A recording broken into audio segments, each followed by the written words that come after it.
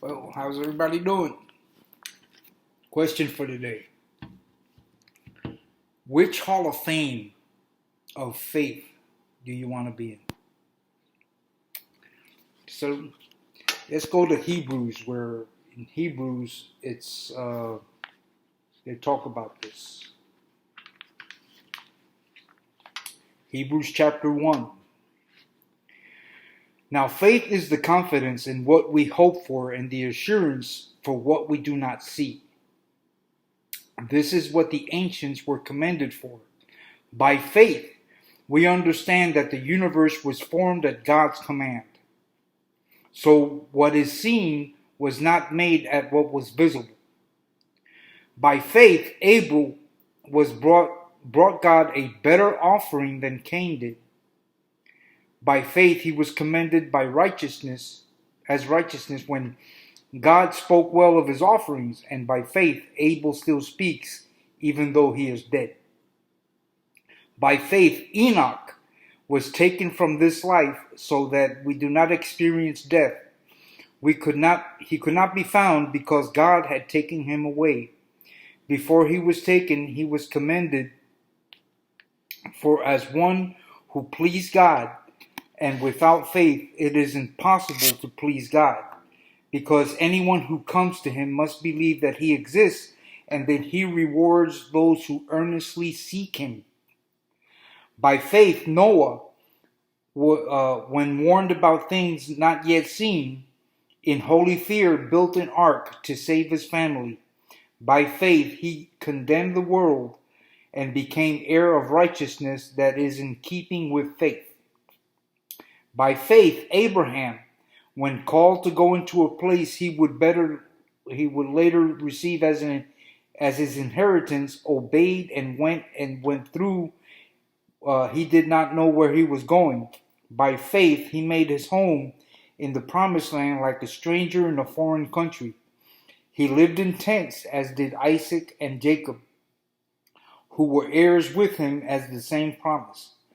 For when he was looking forward to the cities with foundations, whose architect and builder is God, and by faith even Sarah, who was past childbearing age, was enabled to bear children because she considered him faithful who had made the promise. And so from one man that was good as dead came descendants as numerous as the stars in the sky and countless as the sands on the seashore. All these people who were still living in faith when they died, they did not receive things promised, and they only saw them and welcomed them from a distance, admitting that they were foreigners and strangers on earth. People who say such things show that they were looking for a country of their own. If they had not been thinking of the country they had left, they would have the opportunity to return. Instead, they were longing for a better country, a heavenly one. Therefore, God is not ashamed to be called their God, for he has prepared a city for them. By faith, Abraham, when God tested him, offered Isaac as a sacrifice, who he had embraced the promises of what was about to be sacrificed to him and his only son. Even though God had said to him, "It is through Isaac that your offspring will be reckoned." Abraham reasoned that God could even raise the dead, so in the manner of speaking, he did receive Isaac back from death. By faith, Isaac blessed Jacob and Esau in regard to their future. By faith, Joseph. To the future. By faith, Jacob, when he was dying, blessed each of his sons, Joseph's sons, and worshipped as he leaned on top of his staff. By faith, Joseph, when he was near the end was near, spoke about the exodus of the Israelites from Egypt and gave instructions concerning the burial of his bones. By faith, Moses' parents hid him for 3 months after he was born, because he was no ordinary child, and they were not afraid of the king's edict. By faith, Moses, who had grown up, refused to be known as the son of Pharaoh's daughter. He chose to be mistreated along with the people of God rather than to enjoy fleeting pleasures of sin. He regarded disgrace for the sake of Christ as of greater value than the treasures of Egypt, because he was looking ahead to his reward. By faith he left Egypt, not fearing the king's anger. He persevered because he saw him who was invisible. By faith he kept the Passover and the application of blood, so that the destroying of the firstborn would not touch the firstborn of Israel. By faith the people passed through the Red Sea as on dry land, and when the Egyptians tried to do so, they were drowned. By faith the walls of Jericho fell after the army had marched around them for 7 days. By faith the prostitute Rahab, because she had welcomed the spies, was not killed with those who were disobedient. And what more that I say, I do not have time to tell about Gideon, Barak, Samson, Jephthah, and David and Samuel and the prophets, who through faith conquered kingdoms, administered justice, and was gained what was promised, who shut the mouths of those of lions, quenched the fury of flames, escaped the edge of the sword, whose weakness was turned to strength, and became powerful in battle and routed armies. Women received back from their dead, raised to life again. Those who were tortured and released and refusing to be released so that they might gain an even better resurrection. Some faces jeered and flogging and even chains and imprisonment. They were put to death by stoning. They were sawed in two, and they were killed by the sword. They went about in sheepskins and goatskins, destitute, persecuted, and mistreated. The world was not worthy of them. They wandered in deserts and mountains, living in caves and in holes in the ground. They were commended by their faith, yet none of them received what had been promised, since God had planned something better for us, as to that only together would be made for us perfect. Chapter 12. Therefore, since we were surrounded by such a great cloud of witnesses, let us throw off everything that hinders and the sin that so easily entangles, and let us run through the perseverance of that race marked out for us, fixing our eyes on Jesus, the pioneer and perfecter of faith. For the joy set before him, he endured the cross, scorning its shame, and sat down at the right hand of the throne of God.